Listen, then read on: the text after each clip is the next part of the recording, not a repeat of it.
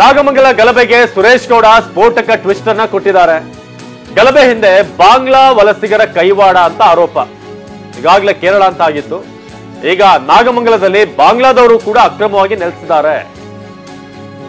ನಾಗಮಂಗಲ ಗಲಭೆಯಲ್ಲಿ ಕೇರಳ ಜೊತೆಗೆ ಬಾಂಗ್ಲಾ ನಂಟು ಕೂಡ ಇದೆ.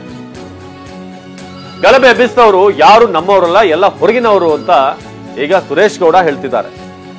ಪ್ರಕರಣವನ್ನ ಎನ್ಐಎ ತನಿಖೆಗೆ ವಹಿಸಿ ಮೂಲ ಗೊತ್ತಾಗುತ್ತೆ, ಎಲ್ಲಿಂದ ಶುರುವಾಯ್ತಿದ್ದು ಅಂತ ಗೊತ್ತಾಗುತ್ತೆ ಅಂತ. ಬನ್ನಿ ಸುರೇಶ್ ಗೌಡ್ರು ಏನ್ ಹೇಳಿದ್ದಾರೆ ಕೇಳೋಣ.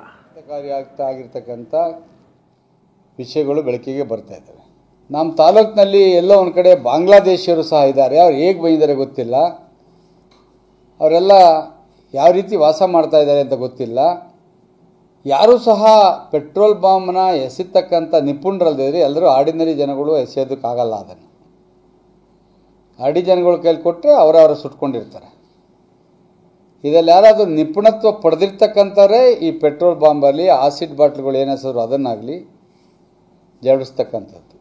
ಒಂದು ಕೋಮಿನ ಅಂಗಡಿಗಳನ್ನ ಕರೆಕ್ಟಾಗಿ 6:30 ಒಳಗಡೆ ಬಾಗ್ಲಾಕಿಸ್ತಾರೆ ಒಂದು ಕೋಮಿಂದವರು.